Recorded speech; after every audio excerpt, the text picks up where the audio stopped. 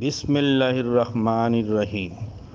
Voice of Islam Bangla রেডিওর আলোর দিশা অনুষ্ঠান থেকে আমি আমির মাহমুদ ভূঁইয়া আপনাদের সবাইকে জানাচ্ছি আন্তরিক শুভেচ্ছা ও অভিনন্দন।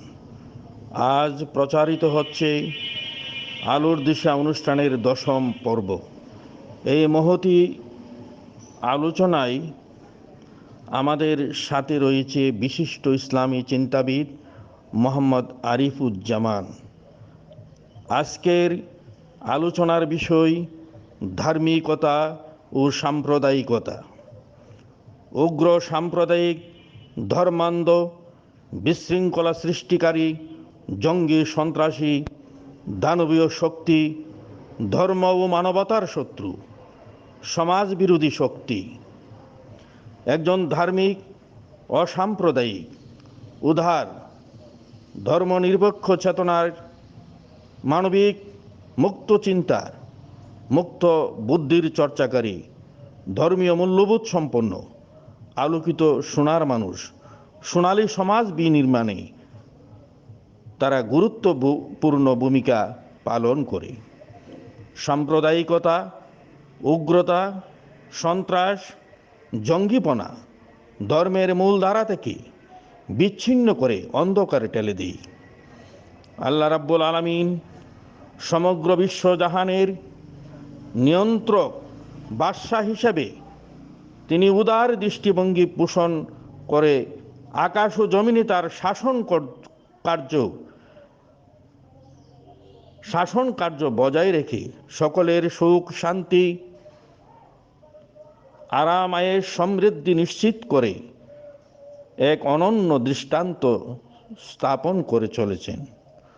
প্রকৃতির অনুপম দান সমূহকে সকল সৃষ্টিকুলের জন্য অবারিত করে দিয়েছেন। জগতের প্রতিপালনকর্তা হিসেবে তিনি উদার চিত্তে তার উপরন্ত আশিস অনুগ্রহের ভাণ্ডারকে প্রসারিত করে দিয়েছেন।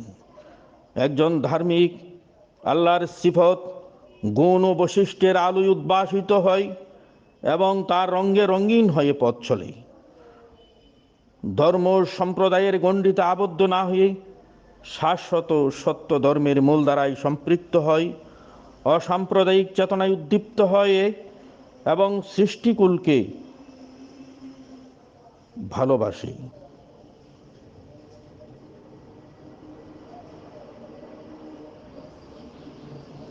ধর্ম ও সম্প্রদায়ের গণ্ডিতে আবদ্ধ না হয়ে শাশ্বত সত্য ধর্মের মূল ধারায় সম্পৃক্ত হয়, অসাম্প্রদায়িক চেতনায় উদ্দীপ্ত হয় এবং সৃষ্টিকুলকে ভালোবাসে। মানুষের দুঃখ কষ্ট হৃদয় দিয়ে অনুভব করে। সাম্প্রদায়িকতা, সন্ত্রাস, জঙ্গিপনার বলয় থেকে বের হয়ে আলোর পথে, সত্য সুন্দরের পথে চালিত হয়। আসলে আল্লাহ তাআলা তার শাসন কার্যে সম্পূর্ণ নিরপেক্ষ, ন্যায়সঙ্গত, উদার দৃষ্টিভঙ্গি পোষণ করে। সূর্যের আলো থেকে তিনি কাউকে বঞ্চিত না করে সবাইকে তিনি সূর্যের আলো দান করে বড় কৃপা করেন। চন্দ্র তার স্নিগ্ধতা ছড়িয়ে দিচ্ছে, বৃষ্টি দ্বারা জমিনকে সিক্ত করছে। প্রকৃতির এই নিয়ামত বা অনুগ্রহ সকলেই হৃষ্টচিত্তে গ্রহণ করছে। মহান আল্লাহ রাব্বুল আলামিন মানুষকে তাকওয়াপরায়ণ, ধার্মিক হতে, উদার, মানবিক হতে, দৈত্য চিত্রে হতে বলেছেন। উগ্রতা, কঠোরতা, জঙ্গিপনা মুমিন মুত্তাকি ধার্মিকের সাজে না। ধার্মিক আল্লাহর আদেশ মান্যকারী এবং তার প্রেরিত নবী রাসূলের পদাঙ্ক অনুসরণকারী, সমাজে রাষ্ট্রে শান্তি ও কল্যাণ প্রতিষ্ঠাকারী, ধার্মিক আইন মান্যকারী। অপরদিকে উগ্র সাম্প্রদায়িক গোষ্ঠী বিশৃঙ্খলা সৃষ্টিকারী, সমাজের সাম্প্রদায়িক বিষ বাষ্প ছড়ানোই তাদের কাজ। এরা উগ্র ধর্মান্ধ সমাজ বিরোধী শক্তি। ধার্মিক ধর্ম বর্ণ নির্বিশেষে সকলের কল্যাণ ও মঙ্গল সাধন করে। ধার্মিক কোনো ধর্মীয় গোষ্ঠীর প্রতি, সম্প্রদায়ের প্রতি অযথা বিদ্বেষ পোষণ করে না, বরং সকলের প্রতি ভালোবাসা রাখে, মমত্ববোধ পোষণ করে, সম্প্রীতির মেল বন্ধনে আবদ্ধ হয়ে সমাজ হিতৈষী কাজ করে। আপনি যে সম্প্রদায়েরই হন, যে মতপথেরই হন না কেন, সমাজে রাষ্ট্রে শান্তি শৃঙ্খলা বজায় রেখেই পথ চলতে হবে। ইসলাম চিন্তা ও বিবেকের স্বাধীনতা প্রদান করেছে, ধর্মকর্মের স্বাধীনতা নিশ্চিত করেছে। ধর্মের নামে রক্তপাত, বল প্রয়োগ, জোর জবরদস্তিকে নিষেধ করেছে। ইসলাম তার নিজস্ব সৌন্দর্যতার দ্বারা মানুষের মন জয় করে ধর্ম বিস্তারের শিক্ষা দেয়। ইসলামের নবী মুহাম্মদ সাল্লাল্লাহু আলাইহি সাল্লামের কালজয়ী শিক্ষা ও তার উজ্জ্বল আদর্শকে তুলে ধরে ধার্মিকদের ইসলামী দীক্ষিত করে থাকে। ইসলামী জাহাদ শান্তিপূর্ণ পথে আত্মশুদ্ধির মাধ্যমে পবিত্র কোরআনের অমীয় শিক্ষা বিস্তার করে সম্পন্ন হবে। এই যুগে ধর্মযুদ্ধকে রহিত করা হয়েছে। আল্লাহর রসুল সাল্লাল্লাহু আলাইহি সাল্লাম বলেছেন, ইয়াজাউল হারব, আর নয় ধর্মযুদ্ধ, এবার প্রেম প্রীতি ভালোবাসার মাধ্যমে আল্লাহ তার প্রিয় রসুলের শিক্ষা ও বাণীর কল্যাণ বর্ষিতায় মানবান্তর জয় করে পূর্ণতাপ্রাপ্ত ধর্ম ও শরীয়তের আলোকদীপ্ততায় ধর্মের চূড়ান্ত বিকাশ ও বিশ্বজয় নিশ্চিত হবে। এই জামানায় প্রিয় রসুলের আশিস মণ্ডিত ইমাম মাহেদী ও প্রতিশ্রুত মসিহের মাধ্যমে এবং তার অবর্তমানে তার খলিফাগণের নেতৃত্বে ধার্মিকদের বিজয় হবে, উগ্র সাম্প্রদায়িকতার বিনাশ ঘটবে এবং স্বর্গরাজ্য কায়েম হবে। ইসলামের চূড়ান্ত বিশ্ব বিজয় ত্বরান্বিত হবে। প্রকৃত কোনো ধার্মিক কখনো সাম্প্রদায়িক বলে গণ্য হতে পারে না। ধার্মিক হবে পরমত সহিষ্ণু ও উদারমনা। ধার্মিক ব্যক্তিটি সম্পূর্ণভাবে মানবীয় গুণাবলীতে বিভূষিত হবেন। তার দ্বারা কেউ আঘাত পাবে না, বরং তিনি ন্যায় ও সত্যের প্রচারকারী হবেন। সত্যের আলো ছড়িয়ে দেওয়ার জন্য ধার্মিকরা একনিষ্ঠভাবে কাজ করে থাকেন। ধর্মীয় সন্ত্রাস সৃষ্টিকারী কখনো ধার্মিক বলে গণ্য হতে পারে না। এই পৃথিবীতে বিভিন্ন ধর্মের, বর্ণের ও মত পথের লোক সমান সুযোগ সুবিধা নিয়ে মনের আনন্দে বসবাস করছে।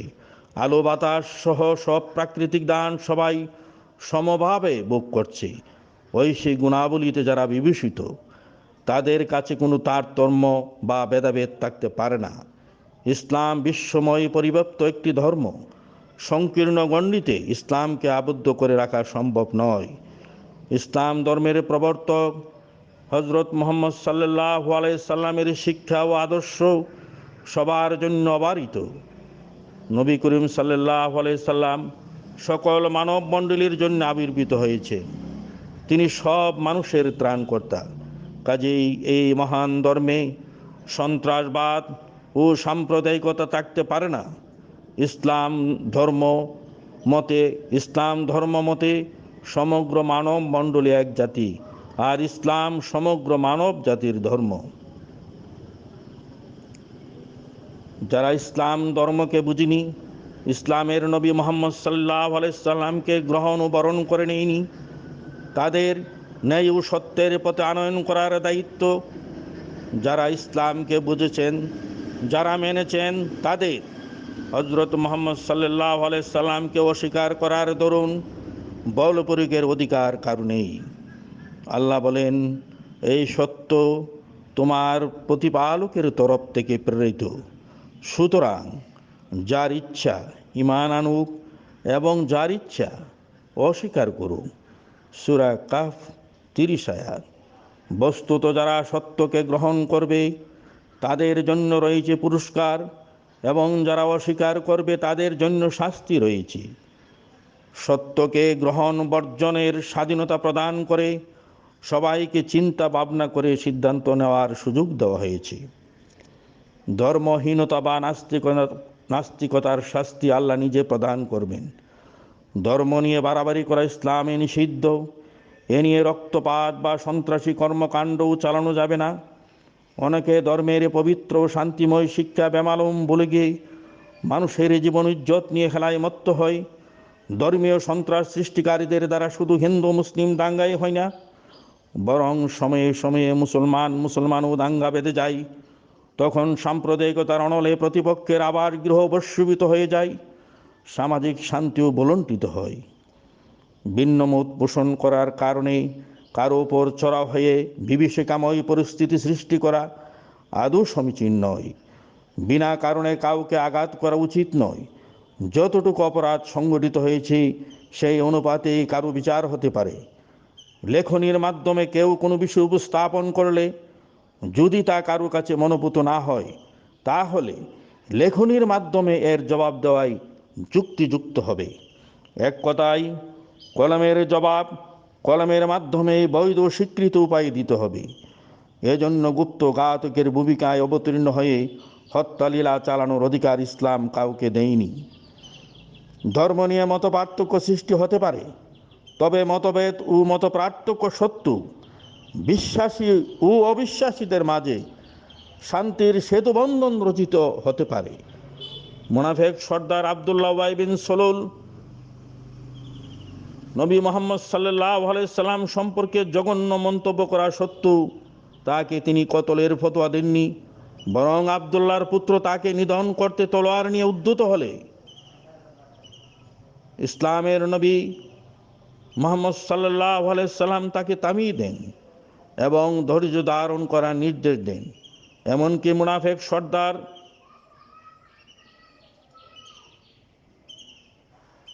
উবাই বিন সলুল মারা গেলে তিনি তার জানাজা পড়ান।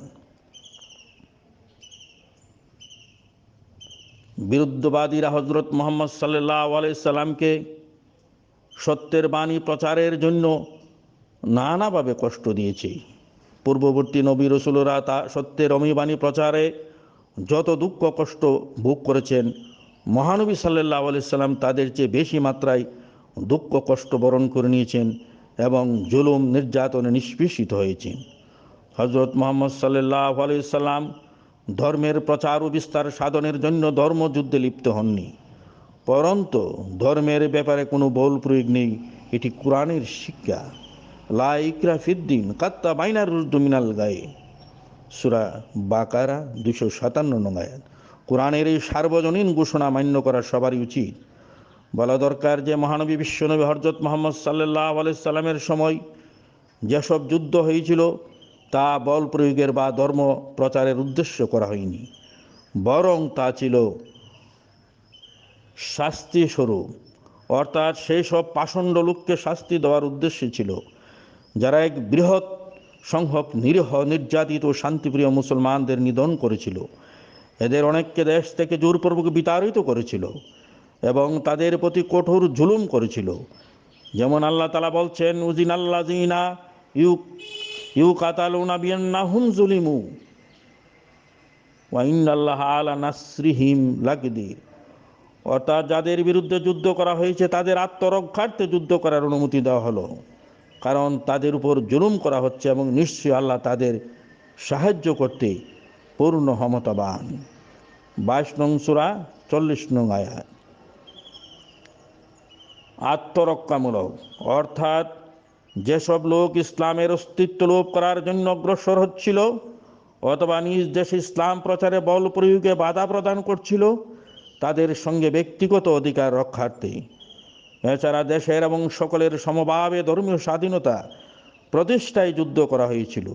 এই তিনটি কারণ ব্যতীত মহানবী বিশ্বনবী হযরত মুহাম্মদ সাল্লাল্লাহু আলাইহি সাল্লাম এবং তার পবিত্র খলিফাগণ কোনো যুদ্ধ করেননি, বরং ইসলাম অন্যান্য জাতির অত্যাচার এত সহ্য করেছে যে অন্য কোনো জাতির ইতিহাসে এমন দৃষ্টান্ত খুঁজে পাওয়া যায় না। কারো ধর্মীয় অনুভূতিতে আঘাত করাও সঠিক নয়। এহেন কর্ম থেকে নিবৃত হওয়া সবারই উচিত। ইচ্ছাকৃতভাবে মিথ্যাচার করা উচিত নয়। মিথ্যা ও ভিত্তিহীন তথ্য পরিবেশন করে সামাজিক শান্তি বিঘ্নিত করা উচিত নয়। ইসলাম ধর্ম সম্পর্কে কোনো মন্তব্য শুনে ক্রোধোন্মত্ত না হয়ে ধৈর্য ধারণ করে ইসলামের সুমহান সত্যকে জনসমক্ষে তুলে ধরাই হবে বুদ্ধিমানের কাজ। ইসলামী শরীয়ত সম্পর্কে না বুঝে অজ্ঞতাপ্রসূত মন্তব্য যে কেউ করতে পারে। এই জন্য শরীয়ত সম্মত জবাব দেওয়াই হবে বুদ্ধিমানের কাজ। বিভিন্ন জনের কাছ থেকে বিভিন্ন আপত্তি শুনে রাগান্বিত হলে চলবে না, বরং বিভিন্ন আপত্তির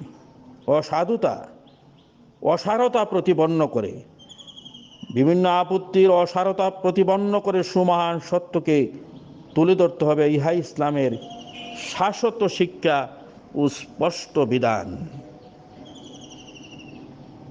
সম্মানিত শ্রোতামণ্ডলী, আমি আমার আলোচনা এখানেই শেষ করছি। এখন এই বিষয়টি নিয়ে বিশদ আলোচনা করবেন মোহাম্মদ আরিফুজ্জামান। আশা করি আমাদের এই মুক্ত আলোচনা আপনাদের ভালো লাগবে। বস্তুত আলোর দিশা অনুষ্ঠানটি মুক্ত চিন্তার অনুষ্ঠান। এখানে বিষয়ভিত্তিক আলোচনা সম্পন্ন হয়। চুলচেরা বিচার বিশ্লেষণ এর যথেষ্ট সুযোগ থাকে। আলোচকগণ তারা সমকালীন বিষয়ে আলোকপাত করে থাকেন। আশা করি আপনারা আলোর দিশা অনুষ্ঠান শুনবেন। নিয়মিত এই অনুষ্ঠান আপনারা শুনুন।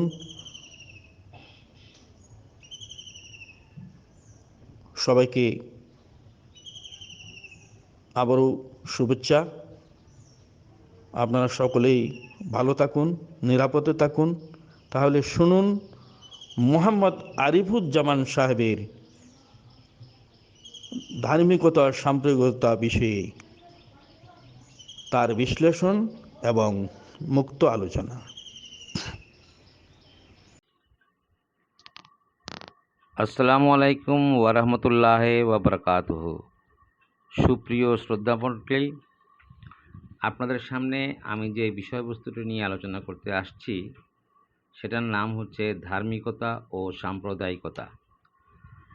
আমাদের আলোচনার মূল বিষয়বস্তু ধার্মিকতা ও সাম্প্রদায়িকতা। ধার্মিকতা একটি ইতিবাচক শব্দ, কিন্তু সাম্প্রদায়িকতা বলতেই একটা নেগেটিভ দিক আমাদের সামনে ভেসে আসে। ধার্মিকতা শব্দটির মূল শব্দ ধর্ম, যার অর্থ যা ধারণ করা হয়। প্রত্যেকটি বস্তুর এক একটা গুণ বা বৈশিষ্ট্য আছে। স্রষ্টার সাথে মিলনের যে পথ, সেটাই ধর্মের মূল বৈশিষ্ট্য। মানব সৃষ্টির ইতিহাস থেকে আল্লাহ পৃথিবীতে তার নবীর প্রেরণ করে তার তৌহিদের প্রতিষ্ঠা করতে চেয়েছেন। বিভিন্ন জাতির, গোত্র বা সম্প্রদায়ের মধ্যে তার রসূল ও প্রতিনিধি প্রেরণ করে এসেছেন, যার সাক্ষ্য কোরআন দিচ্ছে, ওমা কুন্না মুআজ্জিবিনা হাত্তা নাবাসা রসুলা। অর্থাৎ প্রত্যেক জাতিতে এবং প্রত্যেক গোত্রতে আল্লাহ তাআলা তার নবীর আগমন ঘটিয়েছেন। এখন প্রশ্ন হলো, সম্প্রদায় বা দল বা গোষ্ঠী কিসের ভিত্তিতে সৃষ্টি হয়? যেমন ভাষা, ধর্ম, বর্ণ, জাতীয়তা ইত্যাদি। ব্যাপক আলোচনার বিষয় বস্তু এটি, কিন্তু এখানে বিশেষভাবে বিশ্লেষণ করার সময় আমাদের নেই। সংক্ষেপে আমি বলছি, হজরত আদম আলাইহিসসালাম থেকে হজরত মুহাম্মদ মুস্তাফা সাল্লাল্লাহু আলাইহি ওয়াসাল্লাম পর্যন্ত যত নবী রসুল এই পৃথিবীতে আগমন করেছেন এবং দাবি করার সাথে সাথে তাদের বিরোধিতা হয়েছিল। দল, উপদল, সম্প্রদায়ের ভিত্তি রচিত হয়েছে, যাকে ইসলামী পরিভাষায় ফিরকা বলা হয়। বনী ইসরায়েলের যুগে 72 ফিরকা এবং ইসলামে 73 ফিরকার কথা আমাদের জানা আছে কম বেশি সকলের। এক ফিরকা ধর্মীয় কারণে অন্য ফিরকাকে কুফরি ফতোয়া প্রদান করে আসছে, যার ফলে সাম্প্রদায়িকতার সৃষ্টি হচ্ছে। তার বহিঃপ্রকাশ জ্বালাও পোড়াও ইত্যাদি স্লোগান এবং শেষ পর্যন্ত রক্তপাত ও হত্যায় রূপ নিচ্ছে। মানব জাতির ইতিহাস রক্ত ও কর্দমে মলিন। হযরত আদম আলাইহিস সালামের সন্তান কাবিলের হাতে তার আপন ভাই হাবিলের প্রাণনাশের কথা আজও বাইবেল ও পবিত্র কোরআনে সংরক্ষিত আছে। পৃথিবী ধ্বংস না হওয়া পর্যন্ত এই কাহিনী ধরাপৃষ্ঠ থেকে সজীব হয়ে থাকবে এবং সেই ইতিহাসের ধারাবাহিকতা আজও বিদ্যমান। পৃথিবীর সর্বপ্রথম সংবিধান মদিনা সনদ, যেখানে সমস্ত ধর্মের অনুসারীদেরকে মদিনা রাষ্ট্রের এক উম্মাহ হিসাবে ঘোষণা করা হয়েছে। ইসলাম শান্তির ধর্ম। পবিত্র কোরআনের শিক্ষা হল ইন্নাল্লাযীনা আমানু ওয়াল্লাযীনা হাদু ওয়াস-সাবিয়ুনা ওয়ান-নাসারা মান আমানা বিল্লাহি ওয়াল ইয়াউমিল আখিরি ওয়া আমিলা সালিহান ফালা খাউফুন আলাইহিম ওয়ালা হুম ইয়াহজানুন। নিশ্চয়ই যারা ঈমান এনেছে মুহাম্মদ সাল্লাল্লাহু আলাইহি ওয়াসাল্লামের উপর এবং যারা ইহুদি হয়েছে তারা এবং সাবিগণ ও খ্রিস্টানগণ, যে কেউ আল্লাহ ও পরকালের উপর ঈমান আনে এবং সৎ কাজ করে, না তাদের কোনো ভয় থাকবে এবং না তারা দুঃখিত হবে। সমগ্র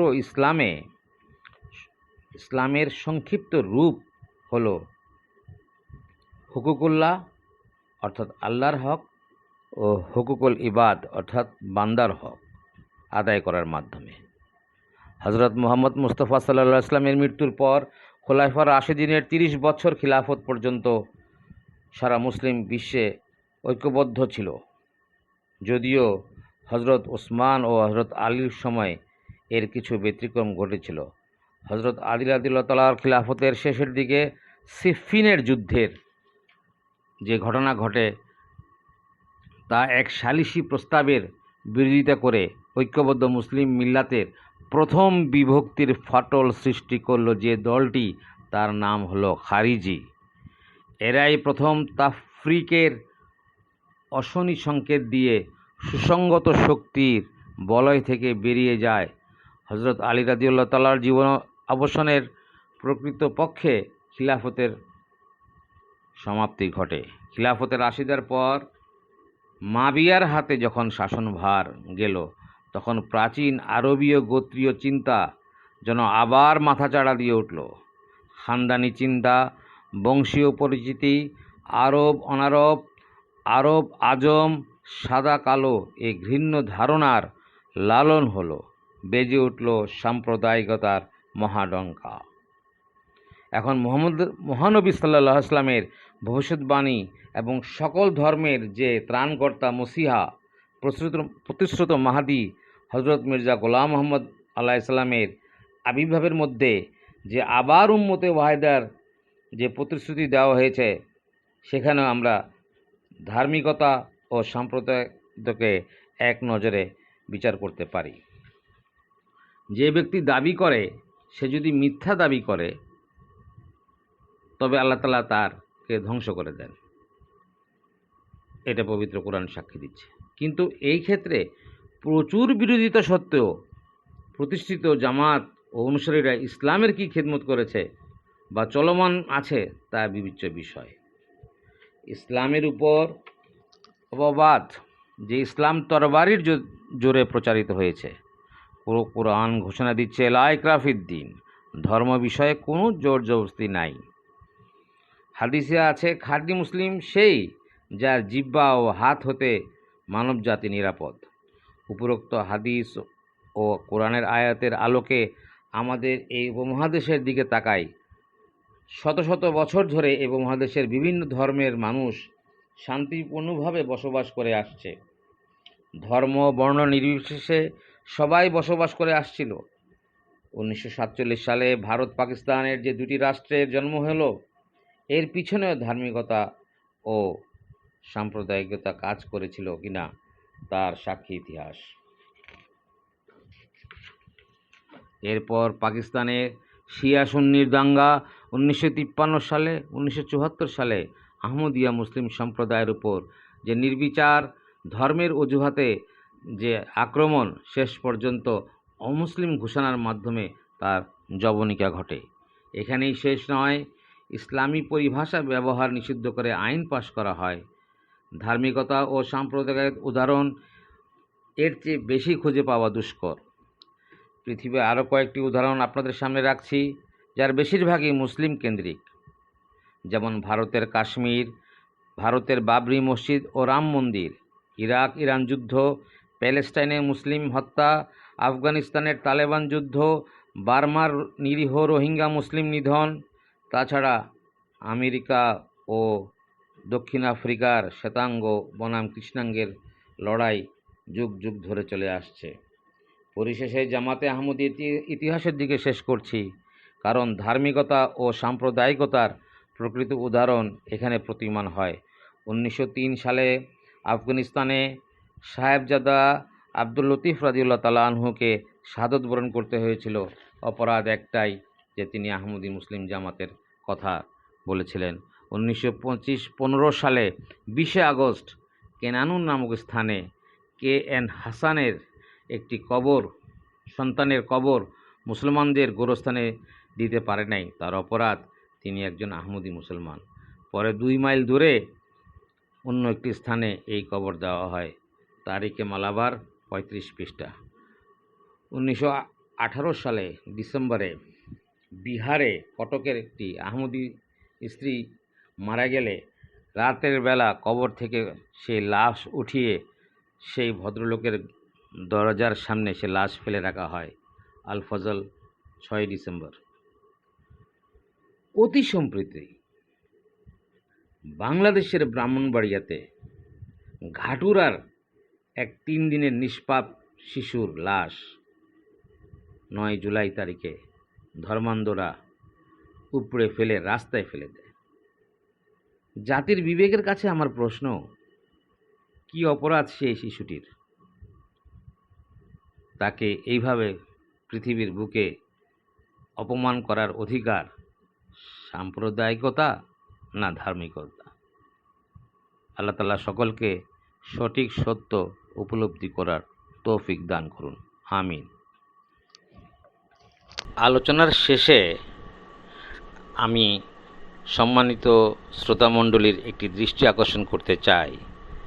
আহমদিয়া মুসলিম জামাতের প্রতিষ্ঠাতা হজরত ইমাম মাহদী আলাইহিস সালামের রচিত পুস্তক পয়গামে সুলেহ, যা তিনি তার মৃত্যুর একদিন আগে রচনা শেষ করেছিলেন, সেখানে তিনি এই উপমহাদেশের হিন্দু ও মুসলমানকে একটি সম্প্রীতির দিকে আহ্বান করে উভয় জাতি ধর্ম নির্বিশেষে যেন পাক ভারত উপমহাদেশে শান্তিপূর্ণ অবস্থান করে তার উদাত্ত আহ্বান জানিয়েছিলেন।